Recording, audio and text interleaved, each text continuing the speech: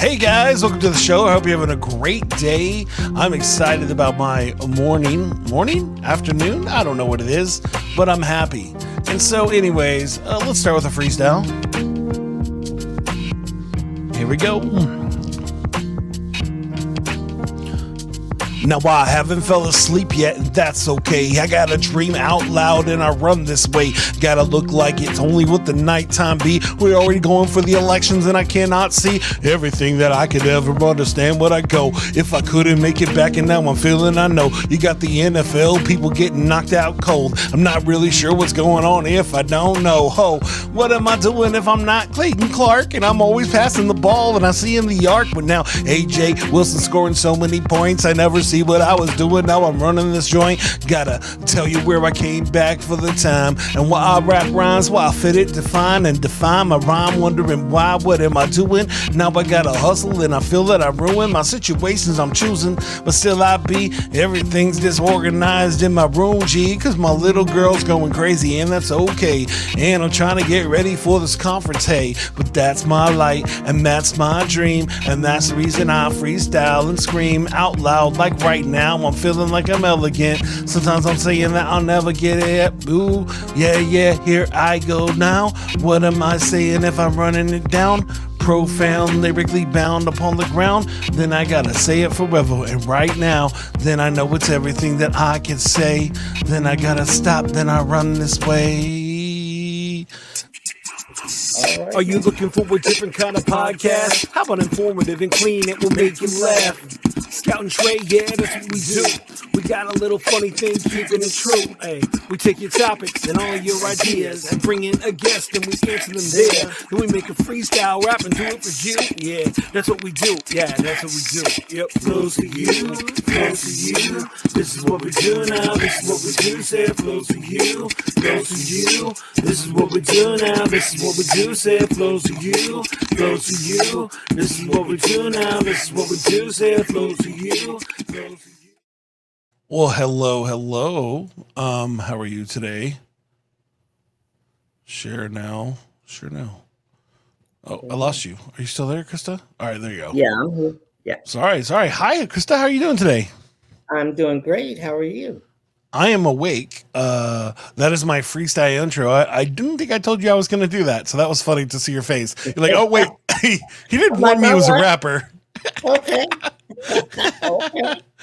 I like yeah, that flow. When I order my Chipotle, I'll do it for a full freestyle, and that 50% of the time gets me a free burrito.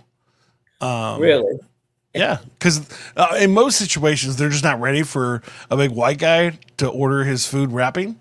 But in general, it's pretty. I mean, I can order a mean burrito rapping. So, I understand. Yeah. Wow. Do your thing. Thing. Thank you. I appreciate it. I said you definitely know how I feel. Where like people don't expect you to do the thing that you do. And so we'll definitely talk about that more as we get along in our conversation. But my first question for you is like, so what's your workout music? Like, what's your favorite stuff to listen to when you're in the gym and you need to get pumped? What's your go-to music? You know what I listen to? I listen to chill out lounge music. Really? So you're not you're not listening to like heavy metal, like or hardcore rap or something like that. It's just chill lounge music. Why is that your choice? Because it keeps me nice and calm and focused. Because I don't need a lot of that because that exerts my energy. You're already intense, right? That's what you're saying. Like you're already intense, so you don't need anything to help you. I need to just stay nice and calm. And like Sade, I listen to a lot of that, but most of it's all like chilling out, really lounge music, really is. Have you ever listened to nothing lyrics and stuff like that, just mostly instrumental.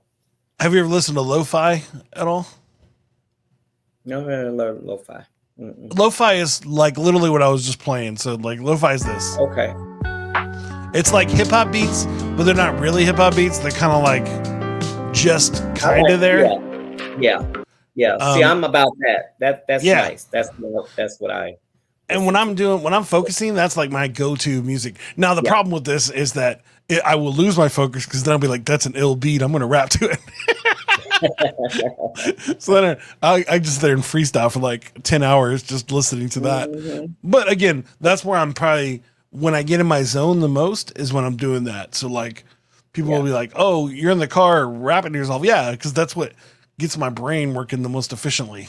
So And that's always been me for I've been interviewed when I've been overseas and they say, "What are you listening to?" Just chilling out music. I need things to keep my peace because what I do is lift a lot of weight. So I need to stay very focused and calm for me. That's just how I lift. Everybody doesn't do that. So yeah, no, that's crazy. I said I used to lift a long time ago.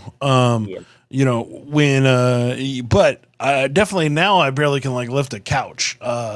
And so oh, that's not true. I'm unhyping that I still am strong. I just in general, you know how it is. Like at this Oh yeah. age, I tried to play soccer a few years ago, and I tried to Yeah. play my old way, and I definitely Yeah. threw out my shoulder. Yeah. Yeah. So Yeah. it's That'll you gotta happen. be careful. And You like, really do. does that change? Does your lifting change as you age? Like, do you find yourself being more careful in it, or are you still the same aggressiveness that you had before? I'm actually the same, but I've always been a thinker when it comes Mm, to the way I was coached was always stay safe and think about it. So I've always been on that even kill my whole career. I haven't that's changed awesome. much. Yeah. And that's That's just for cool. me. Like everybody's different and how they do this thing, but it was just the way I was coached by two Eh, of the strongest women in the world at that time. So they just got me where they were at, but they were like, it's all up here. We got to just stay That's focused. amazing. Now, And is there any weight that you lowered, like you have lowered through the years that you just don't do as much of that you used to? Like where something did lower, or is everything's higher than it was when you started? oh, everything has gone up, obviously, Yeah. over the years. No, But I now was wondering it's, if there's anything that you're just like, I don't do that. yeah, Well, I guess through the years that's true because there are some it's exercises that you did long ago, and you're like, right, why? And now you're like, that was dumb. That didn't even do right, anything. But I right. thought that it was. It's like the clean and jerk, right? It's like Yeah, back in the day, we were like, this is the thing, and then it's like, oh, we should yeah. probably not do that all the time. Yeah, that's true. That is so true. But for me, I've always had a very balanced career in weightlifting, and I was taught by the best, and now I teach too as well, and I still compete. But my formula has been the same for years. So what I ended up Wow, doing was being able to.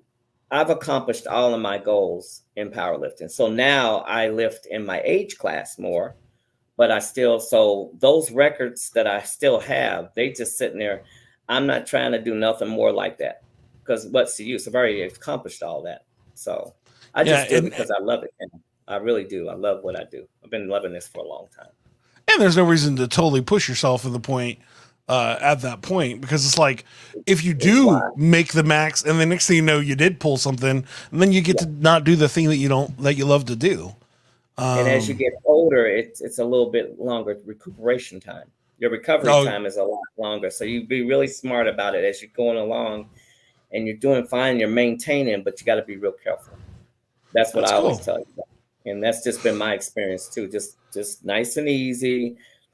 You don't have a point to prove anymore, especially when you're on the top and you've been on the top for a long time. So you just do it because you love it, but you just safe. Try to stay safe.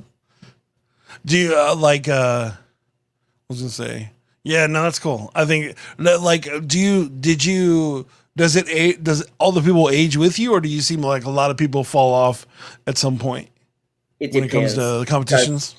the same way that I was when I came in as a rookie, all of my coaches, they've retired from the sport. Yeah, And then some of us old school just keep going, right? And yeah, so we bring all the new ones in and we just kind of keep going. But at a certain point in our sport, you can go in your age bracket. So you yeah. still see some of those people, and some of them have retired out, like a lot of people just retire out of the sport. But you're talking about years of doing it like me, and then they come Yeah, I out. think you said that in a previous interview that you saw there was somebody like in the 80-year old range, right? Yes, and we have a lot of those in powerlifting all over the world. Actually, we have a girl on Yeah. our U.S. team in my federation. She's 82 now. She started when she was. I met her when she was 72, and she's still going. Wow. And I'll see her at the Worlds. I'm training right now for the World Championships, and I'll see her there. So she's Yeah, awesome. I think I mentioned this to you before, but I am considering just getting back into lifting just for my own health. Because the problem is, like, doing a little with my body shape, doing a little bike ride ain't gonna look right. And so I might as well just do the thing I know how to do, Exactly. And there's nothing wrong with it. It's like riding a bike. You just jump back into it, just be as like I said, as we get older, you just have to think about it a little bit more and know that if anything happens, it's just your recovery is a little bit slower. And you don't want that to happen. So you just want to kind of ease back into it. I tell everybody, don't just my arms, my shoulders don't go too much anymore. So I think that's as far as they go. I get that. I've been there. I get that. I really do. I remember when I was doing when I separated my shoulder and I was doing what is it called, whatever the workouts to get better is, but he's like, you're sitting there doing you're doing a rubber band and it's killing you, and I'm like, I used to take hundreds of pounds and do this. Yeah. And I think all of us have been there. Like as we get older, at that point, you just maintaining. And like myself, the people that still compete in my age or just in the sport, you just be a lot smarter, because some of the things you won't be able to do anymore. You can't move that way no more. You can't do this. So you just kind of figure out what works best for you at that point. You just kind of finagle your way around that and do another exercise or do something else that doesn't bother you, Oh, that's cool. So, all right, so let's get started to the show. Oh, well, that's intro, I guess we'll call it. But what we're gonna do is we're gonna together make a silly song or a serious song. We'll see. Last week I had to do like a song about how I changed something in my life and it got better. So it ended up being more serious than I expected, but it's whatever.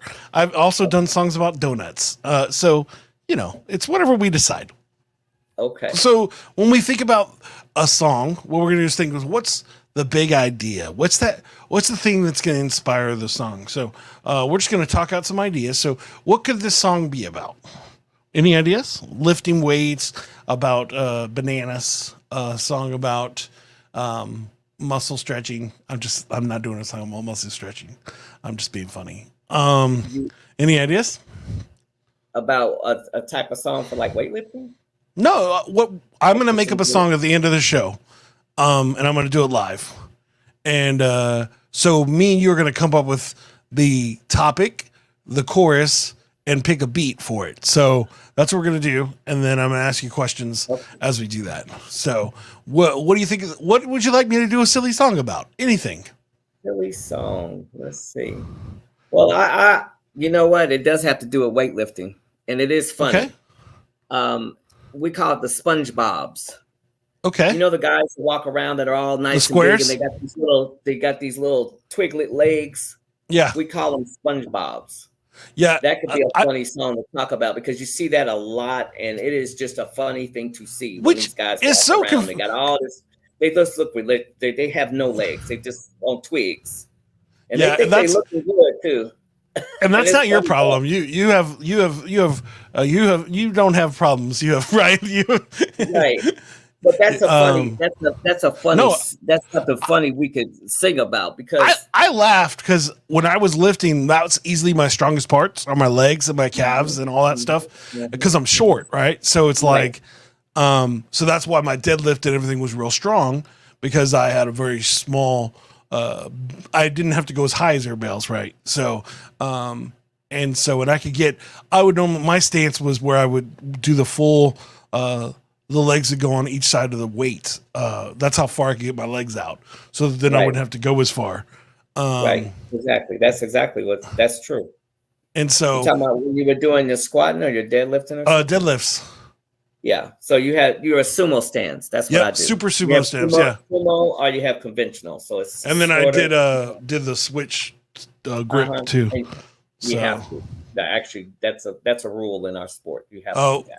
At that time, you didn't do the switch, but this was long ago. Maybe I'm wrong. I don't know what I'm talking about. Yeah. But I remember the first time that when I was in middle school, was the first time I deadlifted 350 pounds. Mm-hmm. And that was my mom's max weight, but she weighed 100 pounds and she was a powerlifter. And she weighed 100 pounds and she was deadlifting at 350. Oh yeah. And Yeah. I remember the day when I hit that, I was the most proudest person in the world because I was like, I've lifted as much weight as my mom, and I definitely went past it, but it was always a cool moment. It was like because my mom, is one of my biggest inspirations, right, as a person, Right. and Sure. so seeing Sure. that I could do what she did Yeah. always makes me smile, and so that's fun. So. And what you said there, that's very impressive in our sport. The smaller the person is, male or female, it doesn't matter. And they lift 3 or 4 times their body weight. It's That's the crazy. bragging rights in our sport. It really is. Because you're expecting the bigger guys to do that and the bigger women. You really are. But when these little ones get up there on the platform and they're doing 3 or 4 times their body weight, that's bragging rights right there. And it's I really remember impressive. when I was in high school, I ended up being the women's weightlifting powerlifting coach. Not because I knew what I was doing, just because they didn't have anybody. And Right. we had a little girl that weighed I think she weighed not even 87 pounds, but she could bench press 200 pounds, and it was Yep. insane. And I'm just Yeah. sitting there going, like, I didn't Yeah. even understand. She was like a little twig person, and Yeah. but she ended up, I think, being in the state champions in Texas. Her first year ever lifting, it was crazy. Hmm. So that was impressive. And Anyways, that's still impressive and to this day in our sport. Really, honestly. really, Anywhere you see it. And the older you are, that's bragging rights too. that's And you awesome. see an 80 Like, year old lifter, a 70-year-old lifter on the platform, whether you're overseas or here, it doesn't matter. That's very impressive. but so your maxes didn't go down at all throughout the years? No, not because I kept going up and up and up and up until I That makes reached sense. my max, my goal, And then you're goal, like, goal. I'm done. Yeah. I don't need to do anything else. And so if you do less, Right, it's just because you don't need to do more for right. your right. Because it's like you're like, I remember when I was doing it, it was like, oh hey, I have to do 550 today, or I'm not going to place. And it was like, but in your situation, it's like, well, if I do half my normal weight, I'm still going to win today. So there's no reason to be stressed out, And you know right? what? But it took years to do that though. Like I said, it was the way that I was coached. I just took my Yeah, time and I that's gradually. So amazing. every time I competed, I'm not gonna say every time I competed I won or I did my numbers I was supposed to do. It just depends on the day and how your training went, right? But as I was going along all these years later, I've just been very conservative and just been able to That's do what I amazing. needed to do. Yeah. So I've been very conservative. Now, so why do you think SpongeBob's are SpongeBob's? Why do you think they have that big old square body or that big old body walking like this with those little tiny stick legs? Why do you think that is? Because these people are foolish and they don't understand that. And also too, I will say this being true facts, getting your bottom is very difficult. It takes years to get big tree trunk Mm, legs, quads, hems, the whole thing. So once you get that, it's great. But most guys I know in gym, they don't like doing legs. This is so much faster to get. This takes a lot of yeah, time to get. So that's why you'll see them always wearing wife beaters and they have on sweatpants because their legs are that little. And to me, I know it's because they don't want to put in the work. Now, most women will put in the work yeah, because and they you'll trying to get see. that booty. Well, right. But you know what? We have strong legs anyway because we can birth Yeah. children. Seriously, your Yep. hips and all that stuff. So it's not hard for a woman to get her quads, be quad dominant. But for Mm, guys, they just think this is somebody didn't tell them, oh, you look so good, but they ain't talking about their legs, them little tree trunk, them little things. They just pitiful looking. And they're not symmetrical. If you think about it, no, it looks so you walk weird. it does. And you got to walk around on your legs every day, right? This is what keeps you upright, Yeah. right? Why don't people work them? It's because it's hard and they don't want to Oh, put in the work. That really is what yeah. I have seen. I see more Huh. guys over the years, they don't want to do that bottom and Yeah. they'll Well, walk I around said I was ridiculous. never going to be able to get my chest perfect, but I always knew I was going to have sick quads, and Yeah. those were because I always was a big kid, right? So that's the reason I Yeah. probably had tree trunk legs because my body was trying to carry it, Yeah. right? But then when I started molding it into muscle, then it was like, oh, these things are pretty awesome, Hmm. and it's like, and to this day, like still that's my most slender part, right? My legs. Um, but it's But you like, know what? yep, To the watchful eye, like that'd be like you walking in a place and Serena and Venus are standing there. Okay. Sure. And to the watchful eye, they know what to look for in tennis, right? They know what Yeah. you need to do. That's how we are in the gym. Wow. We know what it takes to be strong down there. You got to have that bottom. And these people that are walking around without it, they don't want to do it because they know it's have you ever hard to met somebody that was humble enough to want to work on their bottom? Where they were like, yo, have you ever met somebody that was humble enough to want to work on their bottom? And they were like that, but they realized, oh, wait, I need to get a little more symmetrical. I guess when they start doing bodybuilding, then you realize, oh, I have to do more with my legs so they work. And they all know that. Like anybody that's walking around, most of the guys I see, all of them know they got small legs. They know they need to work on them. They just don't. Because it's so just like you could get your upper body in about 6 months. Seriously, it's easy to get this and keep it, but it takes years to get your tree trunks. It really does. But once you get them, it just looks symmetrical, like you said. But most guys, they know. That's why they walk around with sweatpants on. They don't put no shorts on. Oh yeah. Nobody will look they at have like thing. They have like 4 sweatpants on. They're like, oh, look, they look good. They're like, nah, I'm just skinny legs. I'm just chicken legs. That's so funny. I never even thought about it. I mean, it totally makes. I've definitely known. I think I had a roommate like that. He was a bodybuilder and he had little legs. But he looked cool, and but it makes sense because he was doing all the stuff to get the abs and the chest. Exactly. But again, I just did the thing that I knew that made me faster and made me hold more weight. So that's so funny. That's the most impressive thing. If you think about it, you think about track and field athletes that have big quads and they run quicker. Football players, think about it. They got the bottom. You got to have the bottom. Not figure skating, speed skating. Yeah. Look at the bottom. Huge quads. Upper body small, but they need the bottom. So if you think about it, a lot rugby players, you got to have the bottom. You gotta have a bottom. You can't be walking around with little things. They're gonna break your legs off. Did you watch any of that the women's rugby this year? I did not. I didn't get a chance. Oh man, those, like I said, if you've ever seen the champions, not Samoan. Oh no, now I'm forgetting. New Zealand, right? Is it New Zealand? See, now I'm about to check. I think it's New Zealand. But anyways, the main girl on the gold medal team, just giant tree trunks, and she's just straight running through people. Or Lauren Mayer, the U.S. girl. And the same idea, just these giant legs. They're just like running through fools, and these fools aren't small that they're running through, but it's just so crazy to see. You think about that kind of work down below, right? That power down below. I tell everybody, look at Bo Jackson. For years, they would throw 4 or 5 guys on him, and they'd be trying to stop him from running them legs at power. He was just driving, and pulling people right along with him. He wasn't doing that with his upper body. He's doing that with that bottom.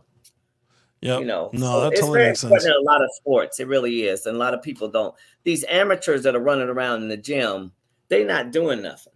They just trying to look cute or whatever. But to the watchful eye, like I said, those are also the people that are rocking the video camera in the gym. Does that drive you crazy? Oh my God, this world because you're old school. Because you're old school. You're like, I don't understand. I don't either. It's just all. And you got to do it. Like, you got to do it if you're trying to make it work. It's like they always make jokes about the girls that lose their mind when somebody's in the gym doing the thing. But then there are other people that have to do it because it's what's paying for their competitions. And I said, I have a friend who's a powerlifter or bodybuilder. And she has to do those things to keep her Instagram money so she can then pay for her tournaments. And so it's like, I'm not trying to make you feel uncomfortable. I just need to do the thing because this is the world we're in. But then there are those people that are sucky, and then they want to make you feel uncomfortable in the thing that you love doing, right? So it's like, I imagine you've been there. It drives a lot of my friends and me crazy. Us old school, because I can't stand seeing all that stuff. So I just ignore it and keep it moving. I'm very focused when I'm trained. I don't need to be doing selfies all day long. I don't need to do any of that stuff. And when I do videotape anything, it's usually in the middle of my training but that's it. Like when I'm saying I'm getting ready to compete, like I'm doing now. So that's totally different. And that's not in the gym. I'm at my house here doing all that. So it's like Well, I'm but not getting nobody's play. I bet you would have been grateful if you had like a sweet camera back in the 20s so you could see your sick back and all that stuff. Just look back at it and be like, this is pretty awesome. I do. What's up, buddy? Here's your phone. Oh, my son is coming from my phone. Oh, There you see. go. It's about to die. Run, run, run. Go charge it up. Go charge it up. Yep. So But yeah. even back in the day, we had the big video cameras. I've got everything on tape. I really Oh, I do. bet. I didn't have to do it while I was in the gym. Not at all. It was always at competitions that everybody get the footage. Okay. He doesn't want it anymore. See, He has to go to that's bed. 'cause it's not That's so funny. All right. So, any other funny bits that would make that song funny about SpongeBob's? I'm telling you, SpongeBob's is it's a funny joke to all of us in Do the they gym. Really now? is. Do they wear different Especially pants than other people? I mean, they really think. Oh my, they really think they looking good. And you look straight down, you go, please start working your legs. What the hell? Which You're I just think is looking at them hilarious, like, right? really? Because like egotistic people are like, "Why are you looking down there, man?" They're like, "No, I'm checking your quads, bro." Because somebody has told them, oh, I like it. They talk about their upper body a lot, and people don't understand. Most people, like I said, to the watchful eye, us professional athletes, the first thing that most of us will do was look down. Yeah, We're not looking up here. Nobody care about that. We care about that bottom. that's funny. You know what I mean? So So yeah, when we talk about a big idea for a song, that's like the thing that's the idea, right? Like that's the thought process. So like with your book and with everything you're doing right now, what is it? What's the idea? What keeps you going doing these things? Like working on the book, trying to tell your story, still lifting even then when you don't need to, right? Like you don't need to still be in competitions. Like what keeps you driven towards those things? Honestly, I love it, and it's my passion and my purpose in life. That's why I continue to do it, because I love what I do. Absolutely Yeah. love what I do. And I'm very good at it too, not just competing at it. I'm good at coaching it and showing people how to do this. And I get such joy out of watching other people underneath my tutelage do really well in the sport, or even some who don't want to be in the sport, but just teaching them how to get stronger, do it safely, and maintain their strength and whatever goal they're trying to make. So for me, it's always been in here, Jason. This has been my love of my life all 4 decades now. It really Wow. has. So the book is on the offset of that. I want to tell the story. How do I still stay in a sport 40 something years later? How do you do this? And it all comes from here. Wow. So anybody can do it. So just live in your purpose. Once you find your purpose in life, just live it, because we only got one life. So that's what keeps me going. It's just absolutely love what I do. Love the people, love the camaraderie, love going overseas, love being around the same big happy family every year. And it's just a lot of fun to watch people progress along in the sport, as well as some of us old school still in here, and we're still doing what we love. And so we can play it forward down to the other people, teach them, show them, play it forward, amazing. always giving that information out and helping them. So I love doing that too. I love helping other athletes get where they need to be. Now, you always did powerlifting. How did you get into bobsledding? Like, was it because they needed a power person? Was that the idea? Is they thought it would be a better thing, or was it just random happenstance? Like, how did you get into bobsledding? Well, I was introduced to it like all my sports I've ever been into. Somebody came up to me at an award ceremony that I was getting an award for powerlifting from the mayor of Indianapolis. And this girl came up to me and said, "You'd be a good bobsledder." And I said, "I don't know nothing about that sport, but I'll go try out." And I just went up there and to Lake Placid, and I tried out, and I got on the team. And the bragging rights about that, I'm the first Black to ever do that. Women. That's amazing. Well, wasn't this the same exact time as Herschel Walker was on the team? Herschel Walker, Willie Galt, Edwin Moses, they were on the McDonald's team. That was back in they were before me though. They were like in the 80s. So I came on. Okay. I came on in 95. Yeah. Well, and then they were looking. they were looking for, the girl was what that came up to me, said they're looking for strong women because the girls overseas are killing the United States when it comes to pushing that sled, because the girls are smaller. These big girls from Germany and Great Britain and things like that. So that's why they recruited me. They recruited me mostly for my strength, because they knew I was a power lifter, and they needed that for the U.S. team at that time. But even at that time, like I said, I was the first Black female to ever do this sport, period. There was no Black females in here at all. But that team of Willie Gault and all of those guys, they, and you had Edwin Moses, which is track and field star, but and then Herschel Walker, Herschel Walker, Willie Gault was the football, and then they had the driver. I don't know who the driver was at the time, but McDonald's had them, but they were before me. Yeah. Well, I wasn't sure if it was around that time, but I would imagine they were after you because, our world sucks when it comes to equal stuff.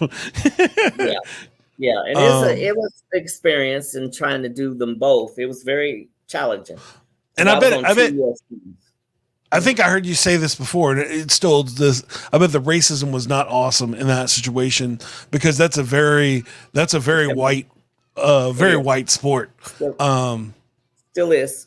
Yeah. It's a good old boy white network, seriously. And it's a winter sport. So a lot of Blacks don't get into winter sports for one big reason, because we don't like cold like that. And I was thinking that when I was going down there, we just don't like stuff like, and it's very expensive. I tell people all the time, bobsledding is like race car driving on ice. When you crash those sleds, you got to replace them. Just like race cars. And they're expensive. $10,000 to $60,000 easy. And you got to replace that stuff, or you don't race, so you got to have some good sponsors, a lot of money.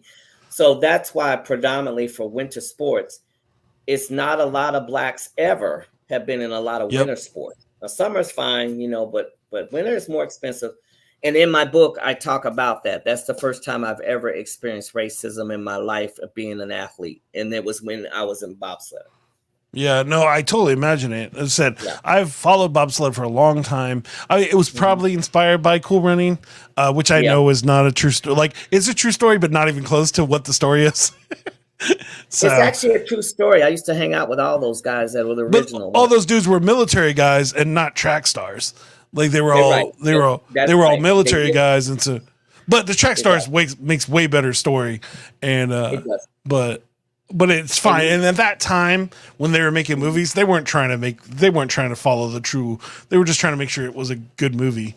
You know what? For the most part, because it was Walt Disney based, Walt Disney has to embellish some things to make it, attractive to most people to come to it.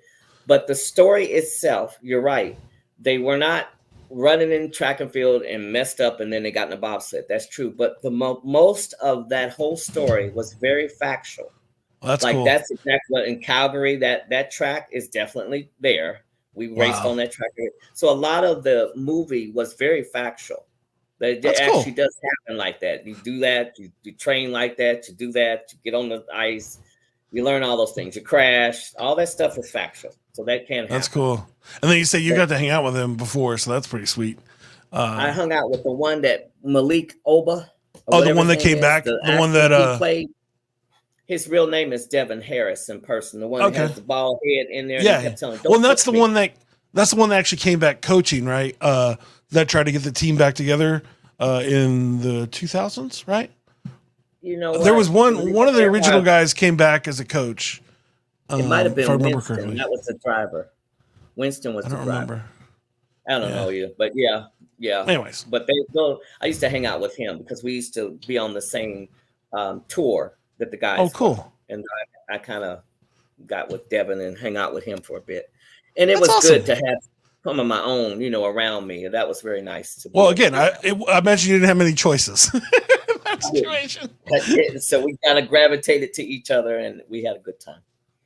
That's awesome. Yeah, so that's important. And what did it take you for you to start writing the book? Like, I know that it's been a long process for you for this book, right? Trying to come up with funding, getting it done, all that stuff. But what was the initial, I need to write a book?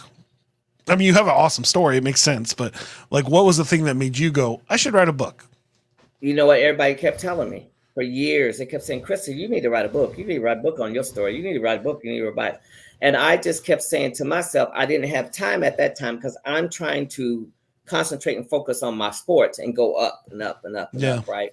So finally, when I got to that pinnacle part, I collaborated with a friend of mine to write my story. That's And awesome. so that's kind of how the book came. And now it was time. I thought it was 20 years ago. It should have been, the book should have been 20 years ago. But I was not ready then because I still hadn't accomplished everything that I wanted to accomplish. So now that I've done that, it makes for a better story because now I can talk about it. I have more wisdom, I have more experience. And so my storyline is a lot different than what it would have been 20 years ago when I wasn't quite Yeah. there yet. Yeah. So now I can have a lot of that power, that punch in it now with the stories because now I can say, now I actually did that because I finished it, and moving on. So that just is, and I want to tell the whole world how I did it. I really did. I said it's time for me to tell the whole world my secret, how I've been able to accomplish what I have accomplished all these years. That's Yeah, awesome. That's yeah. awesome. I said one of my good friends, he actually is a touring musician slash speaker, and Mm-hmm, so he actually went to prison, got out of mm-hmm. prison, and graduated from college. And now he goes throughout the country speaking, and I know for him, like when he first started, he had a documentary about himself. Yeah, He's written 3 books, and now they yeah, just did another one about him. yeah. But that story has changed through the years. Not in the, not as you just said, not in the idea that the story's changed. Just the progression has made the story more powerful than it It was. is. Like when he first started, he was just a dude that graduated college. Yeah, Now he's a yeah. dude that graduated college and has been nominated for 4 Grammys. You know what I'm Yes, saying? And he yes, did this all after being in prison. You know what I mean? Like he is his own boss. He said yeah, him and his company is easily my favorite company to work for, just because of the way they treat people. Right. So it's hmm, like it's so funny to see somebody that's like, no, I'm gonna take this thing and I'm gonna make it good. But then it's like it gets better as it's just like a really good soup or curry. It gets better the exactly. longer it simmers. It is just like fine wine. I believe that. Yeah. Sometimes it's not time when it's too soon because you have so much more that you can stick on it that's going to be even more powerful when you send the message out here and say, like you said, prison here. Now we're here. But if he would have did it back here, it might not have been so, it wouldn't have had no punch to it as much. But Yep. now he's overcome all of that. Same way with me. When you overcome all those things, there's your story that people really want to hear, and they're interested in hearing that because it's like that um, against all odds kind of thing. How do you get through all those trials and tribulations? How do you get yourself here? In my case, like, how did I go from homeless to world champion? That's the Yeah. story now. So now I can say that, and the story is just so much more powerful, and I can reach a lot more people, and I'm sure it'll resonate. And then that'll give them hope that if they have something that they want to do and they really are hitting a lot of stuff here, that they can do it. All you got to do is up there in your brain. Do you have a Just favorite speaking event that you did, where like, or the favorite kind of thing you did, or I don't know, your one of your favorite interactions with somebody, where your story impressed them, or whatever the situation is? say that one more time because you were going in Do and you out that last. do you have a favorite like inspiring somebody's story, like where you're at a speech and somebody's like, hey, that story changed my life, or hey, I saw you this many years ago and though I never talked to you, blah blah blah. Which, do you have a favorite story in that situation? I just had it when I was out in Seattle, and I was a keynote speaker out there to a bunch of HBCU students, Oh right? wow. And my story came off, and some of the students came up to me and they said, wow, what I spoke resonated with these students to the point where some of the things I was saying, they didn't even know that that was the case. I told them that they are on the coattails of many great people of history that went to historical Black colleges. Oprah Mm-hmm. Winfrey, Kamala Harris, you name it, Spike Lee, Samuel Jackson, all these people. When I told that story, I was really excited because the kids would come up to me afterwards, after I got done, and they said, wow, you just changed my thinking about where I'm at and all that. So that just happened to me. It just happened in August. What HBC is in Seattle? No, they bring all the students in. So Oh, Amazon put on this huge oh, Amazon that makes more sponsor. sense. No, I was just like, Yeah, yeah. No, you're I didn't right. know there I was a know black everybody college says in that. Seattle. Everybody says ain't no black colleges out there in Seattle. I There's say, not no, one in there's there. not. So I know I've got that too. This I'm like sitting there group, going, is there right one? Do I really not know? yeah. Well, they brought all these students out. Oh, that's awesome. They take 25 students with this organization, and they bring them all together, ship them out to wherever, or they fly them out to wherever. And then it just so happened that Amazon was the sponsor for this. Last year, it was here in Atlanta. So they that makes more sense. A lot of historical black colleges here, of course, Morehouse and everywhere else you could think of, Spelman. But yeah, so that was the case out there. So yes, I have been there. Yeah. And then a lot of my, when I've done speaking, and I've actually coached some people, they've come back and heard me, and they've changed their lives in a lot of ways. And as I said, I've grown up. You know, I'm younger than you, of course, but I've grown up through this time, and to be a black woman in all the sports and things that you've done, that's not a normal thing. Like powerlifting is the same idea. Powerlifting now is more, but at that time, when you got into it, it wasn't. I assume there wasn't a lot of black competitors. If they were doing anything, they were doing bodybuilding, not Exactly. not But powerlifting. even in bodybuilding, there was the first black female, because I used to bodybuild too, competitively. The first black female that ever did that was Carla Dunlap, and she was my idol. I really liked her. And so, and even then, over the course, now it's starting to get a lot more black females in there. But yeah. And I've always been in these obscure sports, if you notice. I'm not in mainstream sports. Yeah. So. And there's nothing wrong with that. I would said you're like me, like in the idea that just where I'm at, I can't control the quirkiness of my life. I'm just a weird guy, and so I like powerlifting. I like those kind of things. It's like I remember. I don't think I ever told the story, but I ended up being a goalie for the soccer team, not because I was a good goalie. It was because I was a linebacker in football, and the guy that started in front of me on the varsity separated his shoulder playing soccer. And I was like, I want to do that. So then I went and became a goalie just for the idea that the strongest guy I knew got hurt doing it. I just thought that'd be fun. Right. And and I think that if you can get away from mainstream and being more obscure things, those actually stand out a lot more than, because you stand out and it's very unique that you're doing something that's different than the average, And so those, I think it's been an interesting ride in a good way, because I like like that. It's like, okay, I'm doing something that a lot of females wouldn't even think about getting in these sports. Male dominated. So these sports are very male dominated, so yeah. Yeah. When I was in 98, I think that was the first year in my high school that they allowed women to perform in high school powerlifting. It was like the first year. And I remember because my friend, the one person that there was a girl that did all my lifts, but she weighed like 400 pounds and she was the coolest lady. And so me and her she had her own section. And so during the meets, I'd just go hang out with her and we'd eat all her snacks.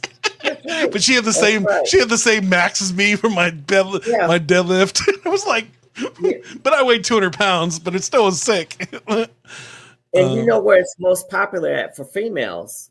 Overseas in Europe. They love strong women. They don't care nothing about no bodybuilding. Yeah, those German ladies. Women. Right. In Olympic lifting and powerlifting and the Highland Games, they love strong women over there. They could care less about the whole image of what your body looks like. As long as you're strong, you're treated like queens over there. You really are. It's kind of nice because you go over there. It's kind of like our NFL here and how they're glorified. Sure. Weightlifters over there are glorified big time. Bodybuilders are glorified here, but more weightlifters overseas. That makes me laugh because I remember I had that feeling once in my life is that I've always been a big dude in Texas. My sister got married in Iowa and I went to Iowa. Oh man, that was the craziest feeling. I was like the sexy man. Everybody was like, "Hey buddy." I was like, "What is happening?" Nobody even cared about I existed. And now they're like, "Ooh, I like that big man." I'm like, "Okay, this is weird." I'm not available for dates, but I appreciate this. They're like, ooh. So I bet, and that's how you felt, right? It was like, wow, I just became sexy overnight. Like what just happened? I moved to the city and but it's so cool, especially when you spend your time working on strength. The idea that somebody respect that, and then that's the other part is they respect it because they understand the work that it takes to get that. Man, and that to me is the love of my sport because the same rules apply to the super heavyweight guys. The same rules apply to the girls. It doesn't matter. So they tell you got to squat down parallel or below. That's for both sexes. It don't matter. That's the nice thing about it. It's very unisex, and in the sense of the rules. The rules the guys obviously lift more than the women. Well, you know that. But we all have to do the same thing. Rule. We have to do the same thing. Just a random statement. Those benching shirts, why? Yeah. Why? That's the worst feeling. Well, I mentioned it's worse for a woman because it's the most weird feeling. You have to do this, you're walking around like this. But as a woman, I bet it's worse because it's like it is push. Yeah. Wow. Sorry, that was just a random my life stove question. But it's actually, I tell people all the time, the bench shirts are like putting somebody that's 3 times bigger and something that's 1 time smaller. But let me tell you something, those shirts protect you. They protect your shoulders, they protect you, and they help you control all that weight coming down on your chest. Yep. And so those are essential. And they're really good. The weirdest feeling. It's the weird. I imagine the only thing worse than that is probably wearing a corset. But I've never had to wear a corset, that's what it feels like. It pulls your shoulders forward and everything, and you can only stand like this while you got it on and looking like a zombie. Yeah. But you know what I tell people? It's just like football. You gotta suit up. You gotta put your helmet on. You gotta put your pads on. You gotta put That's what we do in powerlifting. The same thing. You gotta put all the suits on and stuff. They protect you. They really do. Help you not get injured and things of that nature. So that's awesome. We're definitely going longer on this situation, but why not? I'm having fun. Now, next thing we're gonna do is we're gonna make a beat, or you're gonna pick a beat, and I already know you're gonna like some of these. So I'm gonna show you 3 beats. You're just gonna pick one you like, and then we'll move on. And so let me bring that up real quick. And so gotta. We're never gonna finish a song if I don't move forward here. So. Boop boop boo. Boom, boom. And then you're right about my website. I don't know what's going on. It keeps coming up. Error establishing database connection. When did you go on my website? Earlier today. I was trying to find a good picture for the promo. So I was like, I know that there's one on the site because I saw it last time I was there, but it worked 2 weeks ago. Yeah, I don't know. Yeah, I don't know why it's not. This is when you said that, I was looking it up. I was like, where is my site at? Because I know it's there. But okay. Yeah, no.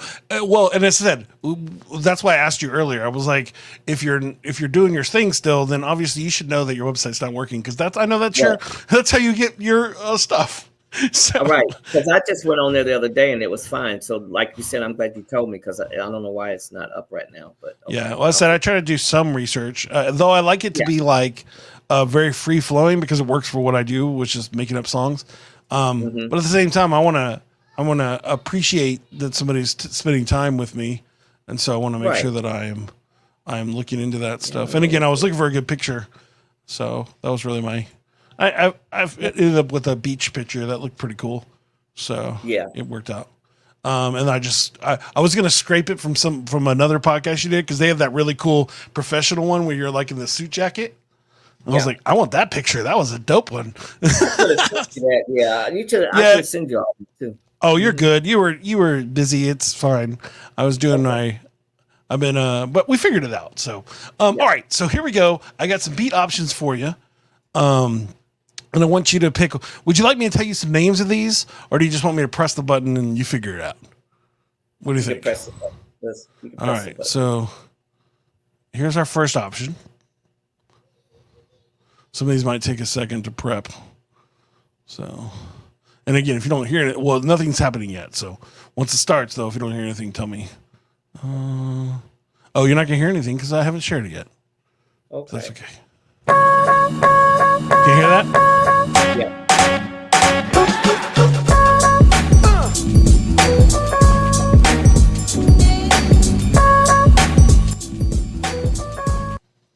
Did you hear that? I like that one. I like Yeah. that one. As I said, I already know you're gonna enjoy these. So, there's one. I think you'll like this one.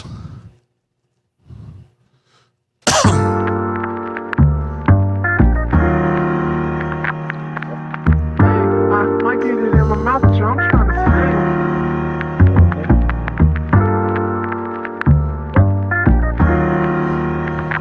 I might get it in my mouth, Joe. I'm trying to sing. Like that one too. Here goes.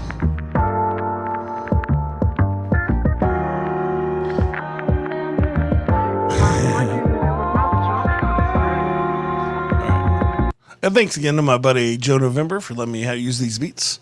like Always that. love. It's nice, and I have an actual producer giving me stuff, so I don't have to make something up. And all right, here you go. A little faster.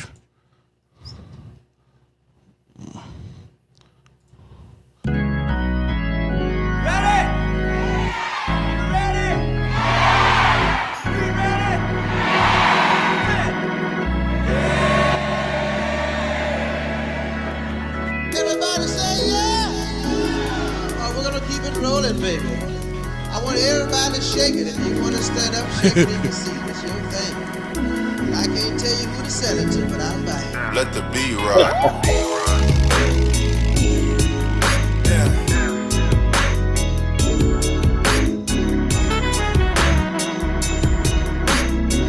All right. So, do you need another option, or do you feel like you can choose between those three? I like the best, probably one. One. All right. Now let's see if I It's remember between right. 1 and 2. I really like 2 too, but I'm thinking 1. I don't even remember. I think this is one. Okay. What is it? No, I'm still doing the show. Sorry. Oh, this one.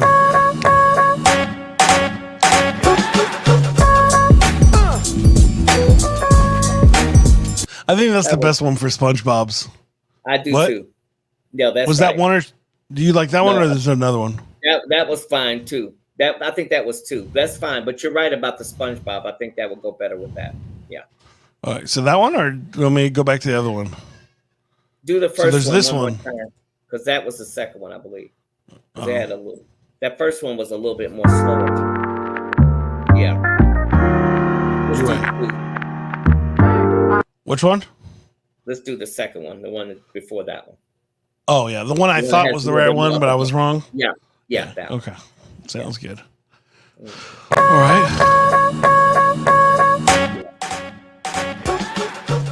That one's great. All right. So you're like, I can't wait to hear that one. It'll be fun. Each one is about 3 minutes long, so and it changes up a lot. So I said he's really an awesome producer, good friend of mine, and it's cool that I get to use his tracks for this situation. So, anyways, when it comes to foundation, when it comes to the beat, it's the foundation of the song. And so, like, what's the foundation of what you're doing right now? Like, what is the what's the base for everything? The tempo. Yeah. You're talking Like about for you, what's your tempo? Like what's the thing? Like what's your foundation when it comes to being you? high energy. Yeah. Well, so you explain that. Like that was a fun explanation because some people need that energy given to them, and other people need to calm down that energy. Like you said, like you the kind of person that wants to, just needs to do it. Like, and Right. that's a fun part. Like, and I assume anytime you started a new journey, I imagine it was cool to like that like when you hit the pinnacle of the sport that you're doing or things like that, it can get a little boring, right? And then you move to another thing. So like for you, you were doing powerlifting the whole time, but then you were doing other things. And again, I was it's always moving.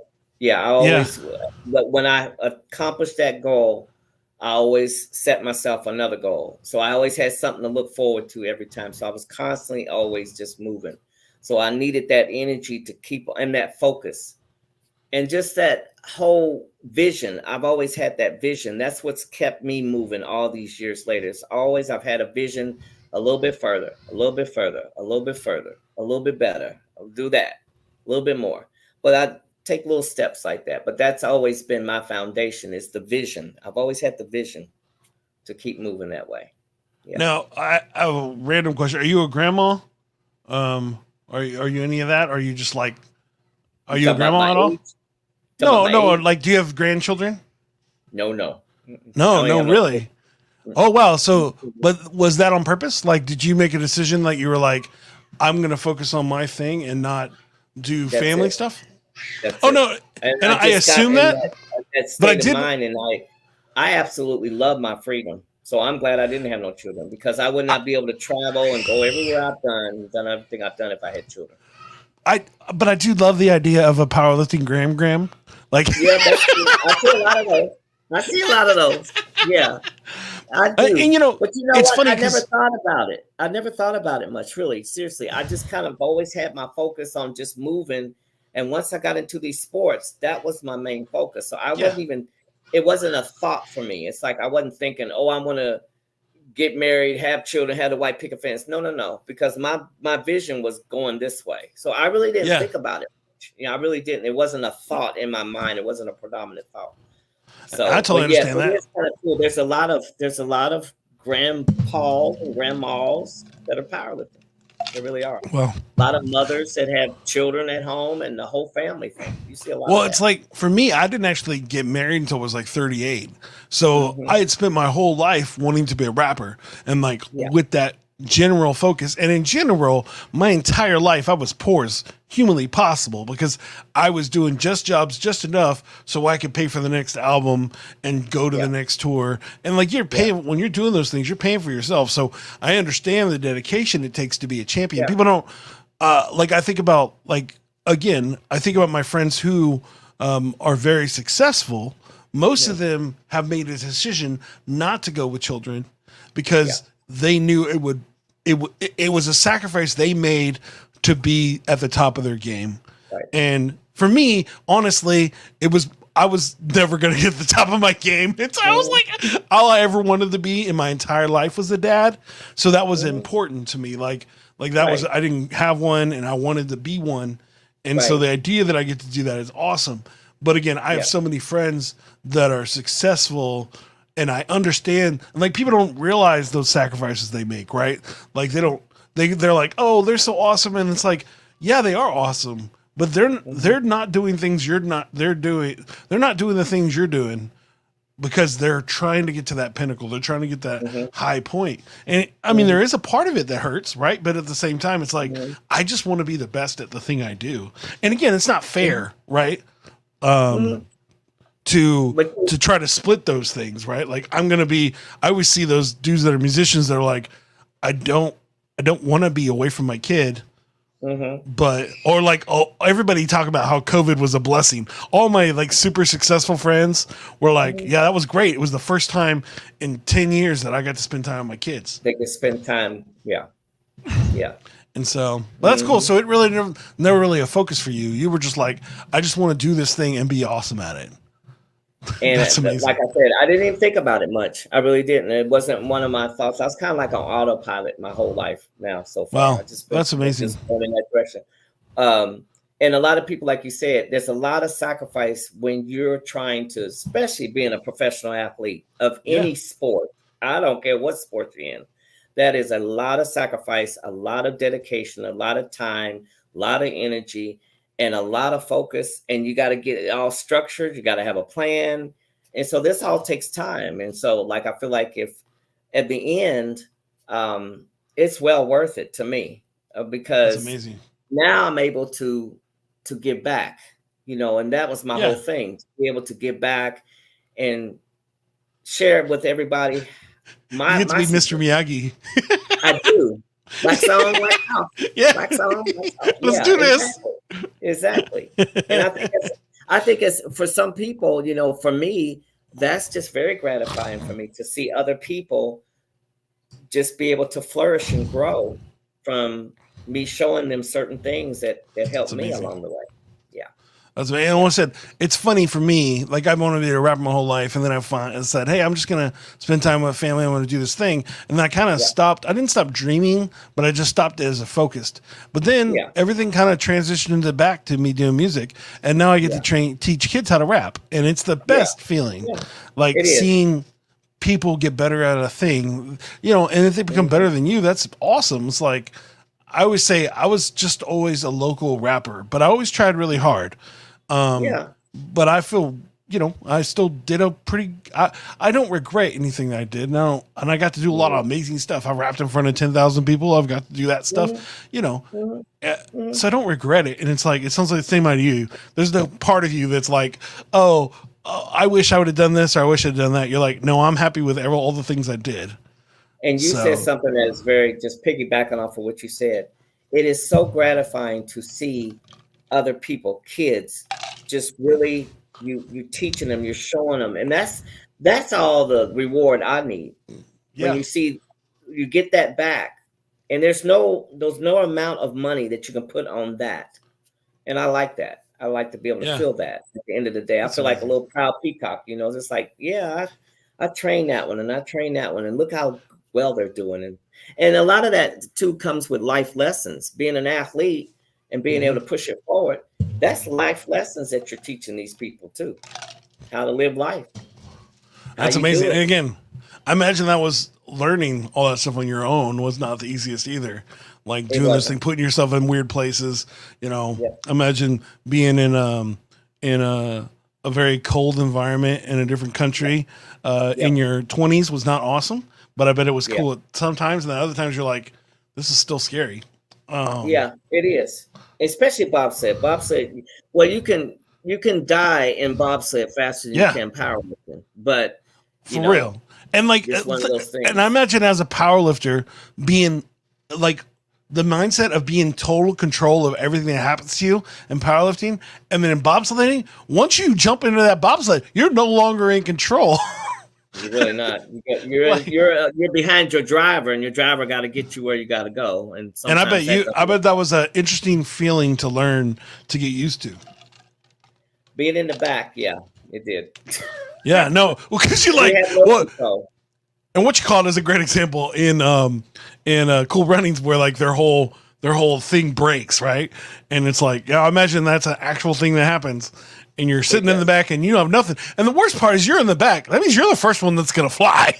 And you come out of the state. I've been in crashes before. You go out the back. Fly out the back, back is open there. So and everybody else is tucked in there. But for the women, it's only 2 women bobsled teams. There are no 4 women bobsled teams as of yet. Never. Probably won't never be, because it's too hard.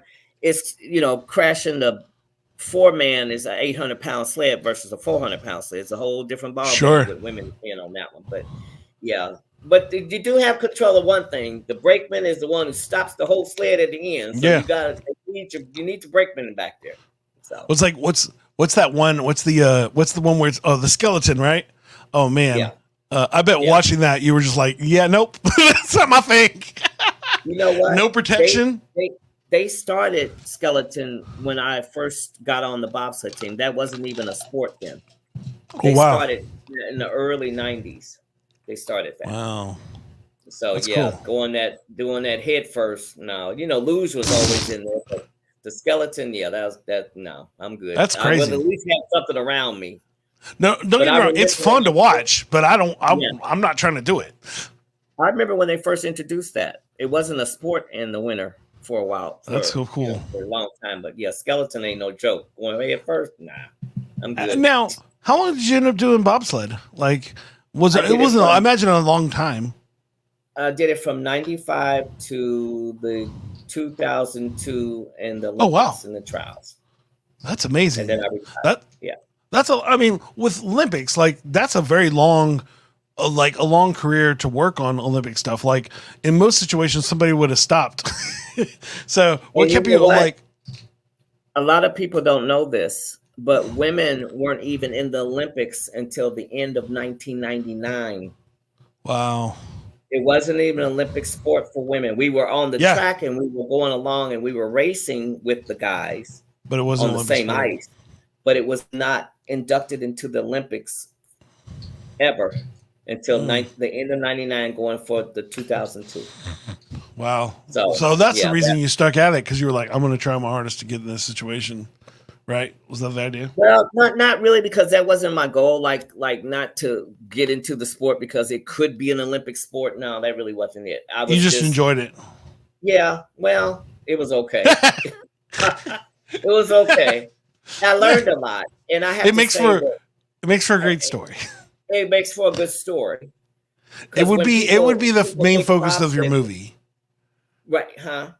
It would be like if I was writing the script for your movie, that's the most, like, the powerlifting's awesome. It's just you have less crowds in powerlifting than you would. And like the idea that you almost made it, or that you were on the team and you helped get the thing. You just didn't get to the top part, which again, if you understand how Olympics work, being the, like, people don't understand, like, being the qualifying guys for the, like, it's like the basketball team. Like, everybody's like, oh, Team USA is awesome. Those aren't the dudes that do the qualifying for it. Like, it's regular like it's regular, like, dudes that aren't in the NBA or in the qualifying. Yeah. They're doing all the work to get you there. And it's why our 3-man teams had no NBA players, because they made them do international competitions. Yep. And if you didn't do that, then you couldn't be in the be in the thing. So people don't realize that it takes a lot of people to get yourself even to the Olympics. And let me tell you something. There is a lot of politics that people do not even understand about Olympic anything.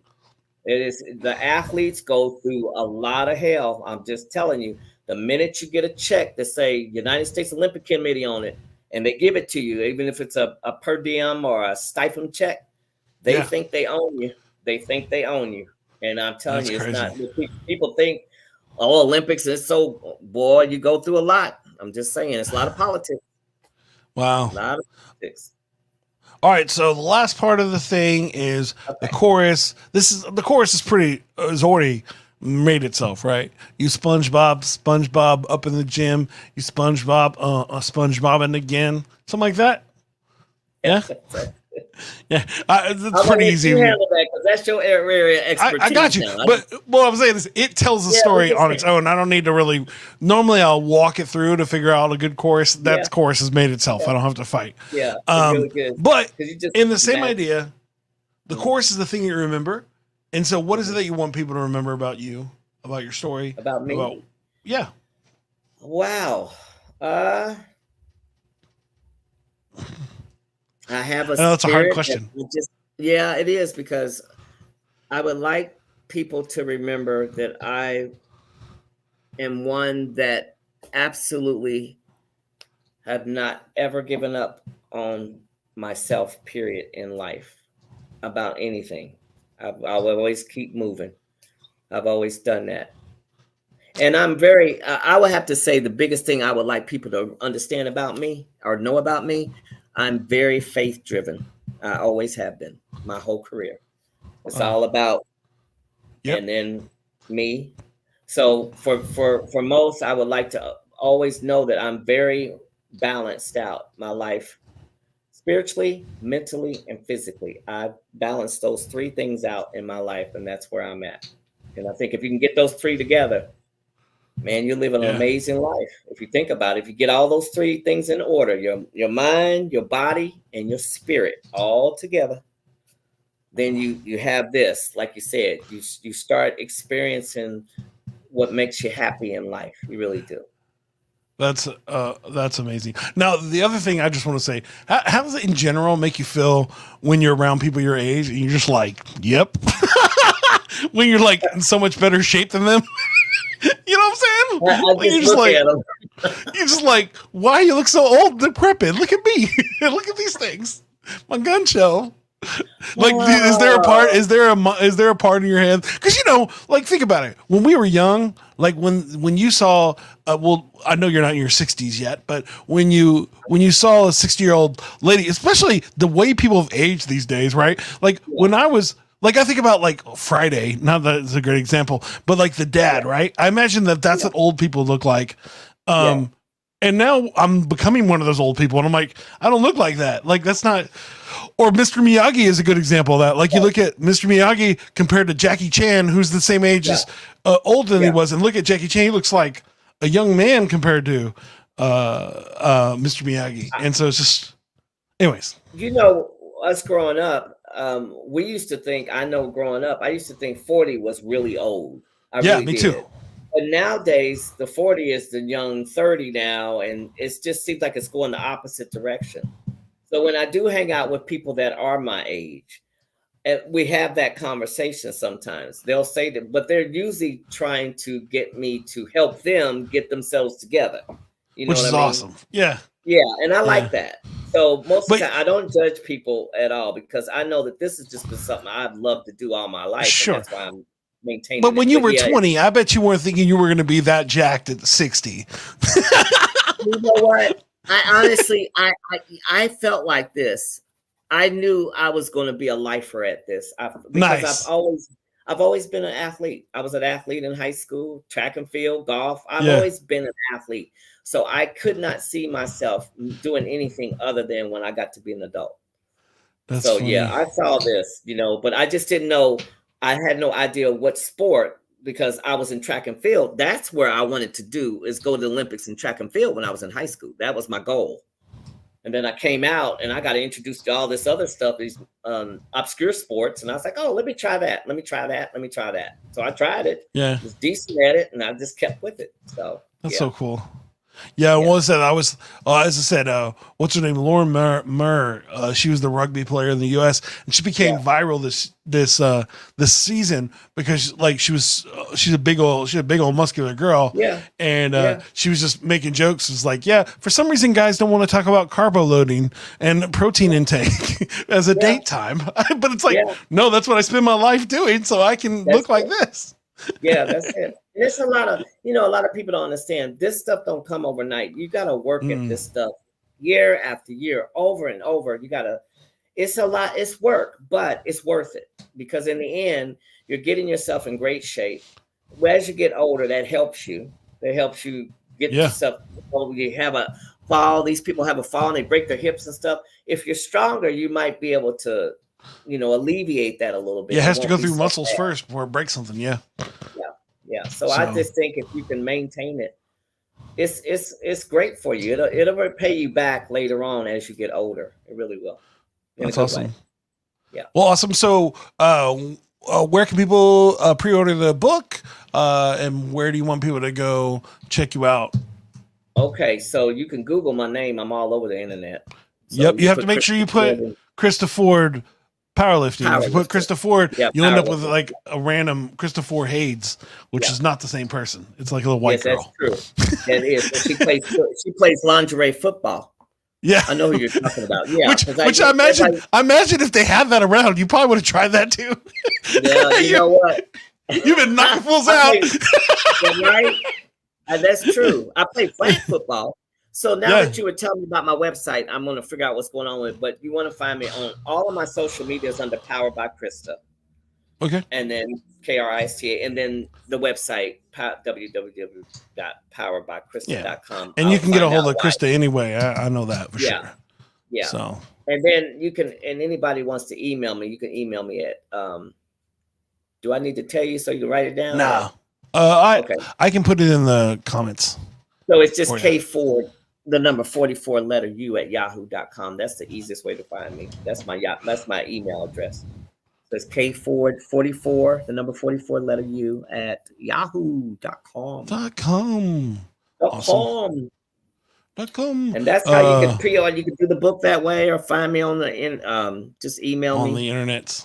And like I said, I'm gonna find out what's going on with my website because as of yesterday or the other day, it was fine. So I don't know what's going on. I'll figure it out. By the way, I have a good friend that does Amazon, he helps people with releases of their books. I'll send you his information. So okay, do that. He helped like I told you, my buddy who does rapping. He helped him with his book, and a few of my friends. I always try to send people his way if I know he can help them.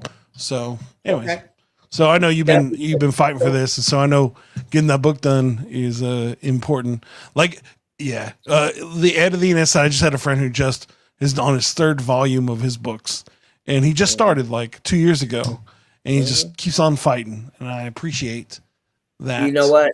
And I know now, writing a book ain't no joke, and it's not for the weak. And then I just so happen I've got a publishing company here in Atlanta who's doing my whole book, which is good. Cool. But send me his information too, because I'm always. Well, no, he would. All he does is he's about the release day and making you go #1 on Amazon. That's what he does. So send me his information. His is a different thing altogether. Right? Yeah, you know how to. Send me that information. I have your email address. Remember, I sent you the link for this. You did, but yeah, I did. That's how you got on the show. It's true. That's a true situation.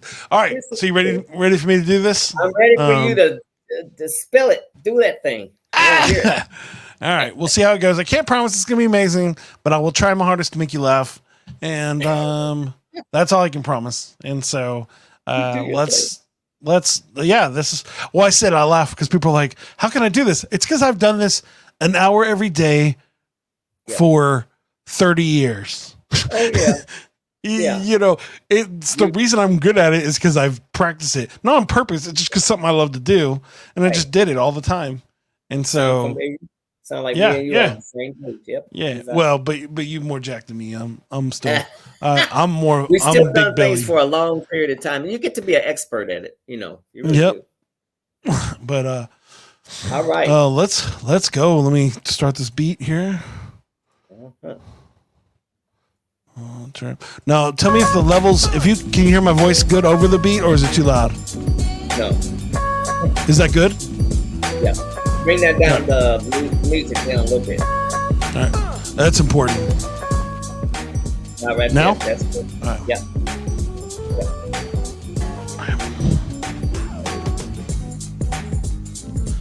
Yeah.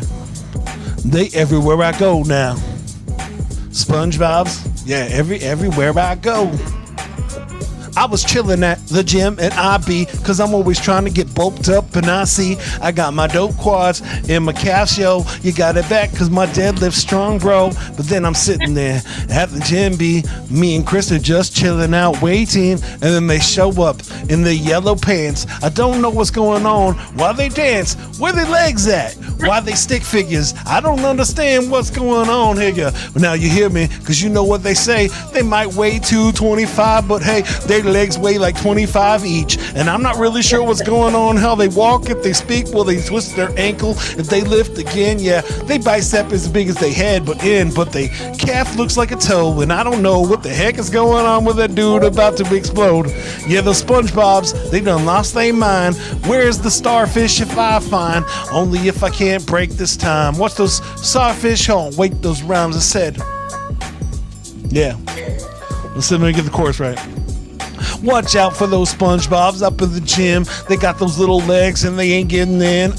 Watch out for the SpongeBobs again. They got their little legs and they wondering when. Hey, I still don't understand what these dudes do. If they got a dope bench, that's so cool. Yeah, you could bench 500. That's nice. I know what I'm saying, son. But why is your squat only 125? I don't understand what you're doing if you still alive. And I get it up. Will your calf explode if you even walk like 15 feet, bro? I'm just saying I don't even know about your toes and why you wearing shoes if you still don't ever grow. And I don't even get it because I still can't go. Why you trying to look so crazy if I know like a 5-year-old drew you? That's what I say. Yeah, you're big on top, but you're falling today. And hey, what am I saying if it's all the same? Mr. SpongeBob looking like he's crazy today. Yeah, the SpongeBobs, they up in the gym, and yeah, they got no legs, but they giving again. I said those SpongeBobs are up at the gym, and yeah, they got no legs, but at least they got quads. Nope, sorry, I meant triceps. Only if I can't ricep, but now I find thy biceps.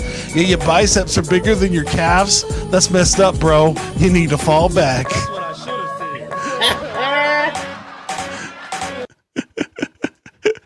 That was good. I like that. Oh my God. I'm telling you, if I let all my buddies that train hear that, they would all laugh because I know they would be thinking, yep, that's actually true. Yeah, that hurts nice my head. The idea flow. that somebody would have their biceps bigger than their calf muscles, like that's crazy. You got a nice flow. I like. Thank you so much.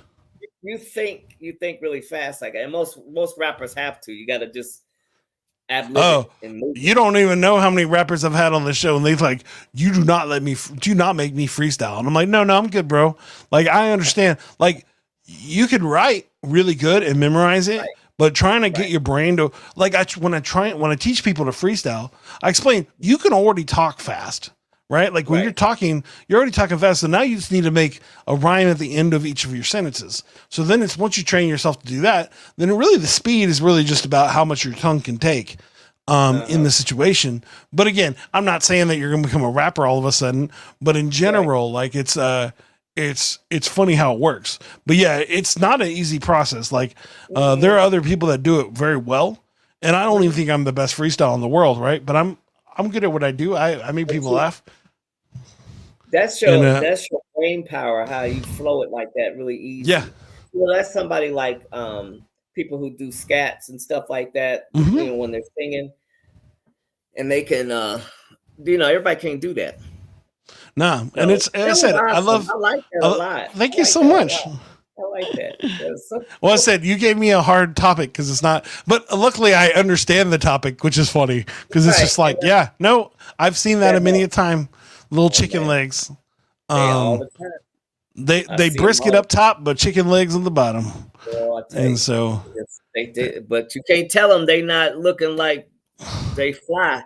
They think they are just kings running around there like, oh, I'm the king. Okay. Well, the problem with this, right, is that the people that think they're attractive don't care and don't know anything about the leg part, right? They're just like, well, and then they're also hiding it. Like, obviously, they're making decisions to show that, you know, you're not seeing those dudes in shorts, you know what I mean, out in public. They're not out in public wearing shorts because they know better. But in the gym, no one's wearing sweats in the gym unless you're trying to do that on purpose. And most of those guys, though, they have no legs. They always got sweats on. You don't never see them with no shorts. You don't see them with no leggings, nothing like that. They always have. And you're like, you know it. You're like, dude, come on. You do not need to be in those. Just take it off. I'm not going to judge you. It's cool. I laugh at them. I do. That's I just be laughing at them and keep moving. I'll be like, y'all silly. But anyway, okay. Well, thank you so much, Krista. I hope you had a fun time on the show. I had a wonderful time. and how do you? Oh, never mind. I guess we'll talk when you. Yeah. Once I finish, what we'll do is I'll do the outro in a second, and then I'll explain to you all the rules. So just stay the rules. I'll explain how to get out of here. Is what you're mainly concerned about, I imagine. And so, but anyways, thank you for being on the show. I had a fun time talking with you, and thank you anybody that's listening to the show. If you're checking it out on the podcast, every Monday, every Tuesday at 8 p.m. CST, we do it live. Come join us. I know it's still a weird thing to come on a podcast live, but hey, it's a freestyle thing, so it makes no sense to pre-record this. And that's what I've been doing for all these episodes. And so please, if you're listening to it on the podcast, come check us out on Tuesdays at 8 p.m. CST. Go check out Krista's website. Go pre-order that book. Or if you're listening to this and the book's already came out, or you've already seen the movie, awesome. Then I'm glad that in 5 years, somebody's listening to my podcast. That'd be so weird. Be like, hey, remember that podcast you're on? Oh, no, I don't. But anyways, make sure you like and subscribe, give it a thumbs up, go on our YouTube, check that out. As my son says, I need as many subscriptions as I can get so I can have 100,000, which I have 100. So I'm getting there, I guess. And so please go do that so my son will be happy. He checks my subscriber count every day. my 7-year-old. I'm not even playing with you. He's just like, Dad, I see you added the subscriber today. Good job. You need to do more content. And I'm like, dude, you're 7. I don't need you to. He literally has a list of content he wants me to create every day because he wants me to become famous. Yeah. And I'm like, but Daddy has to pay bills doing other things, but fine. And so I'll do one of his things. Because again, when you have somebody that driven, you should definitely use them. You should definitely listen to them. That'd be dumb to not listen to them. I was going to say, he could create your own content. You know, they're really good at that. You could give your phone to any 2-year-old and they'll tell you how to work it. Oh yeah. No, my 3-year-old's that way. So, but she's crazy.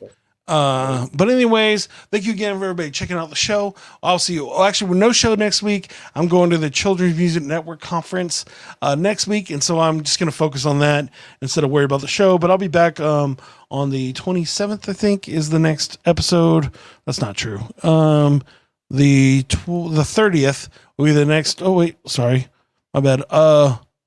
September, October 1st will be the next episode. So I'll see y'all next week or the week from next. And we'll have a great time. Excuse me. And that'll be fun. I said, and then from that point on, this is my busiest time of the year. So I'll be at that conference, and then I have Austin City Limits for the next 2 weeks after that. So when you hear me the next show, my voice is not going to be here, but I'm going to try my hardest to still do it no matter what. And I will, because I'll be rapping. When I do Austin City Limits, Krista, I end up doing 100 freestyles, at least 150 freestyle songs in 3 days. So each kid gets their own personalized song. And so in 3 days, we do about 150 songs. And so that's me rapping 150 times, doing what we just did, but 150 times in 6 days. And I do that for 2 weeks in a row. So it's pretty cool. And I get paid to do it. So it's awesome. But anyways, but my voice will be trash, but I'll still be here, and we'll have a great time. I hope you have a great and awesome day. Sorry for the extended episode. I normally go an hour, but I was having a great time talking to Krista. So, whatever. I'm in charge of the show. You're not, listeners. Right. And but thank you again for checking us out. And if you want to be on the show, let me know. Send me a message on Facebook or anywhere else you see. Go to our website, Flows for You. Flows, the number 4, the letter U.com. Again, if you're looking for no website, go to nomadweb.design. They did our website if you want to check that out. And in general, I will see you later. Flows for You, Flows for You. This is what we do now. This is what we do. Thank you so much, Krista. I hope you had an awesome time. And thank you again for sharing your story and just having a silly time with me. Thank you. I had a fun time. It was fun time. I'm glad. Yes. And see you later, guys. Krista, stay online after this so I can tell you how to escape this scary streaming world. So I'll talk to you in a second. Okay. Are you looking for a different kind of podcast? How about informative and clean? It will make you laugh. Scout and Trey, yeah, that's what we do. We got a little funny thing, keeping it true. Hey, we take your topics and all your ideas and bring in a guest and we answer them there. Then we make a freestyle rap and do it for you. Yeah, that's what we do. Yeah, that's what we do. Yep, close to you, close to you. This is what we do now. This is what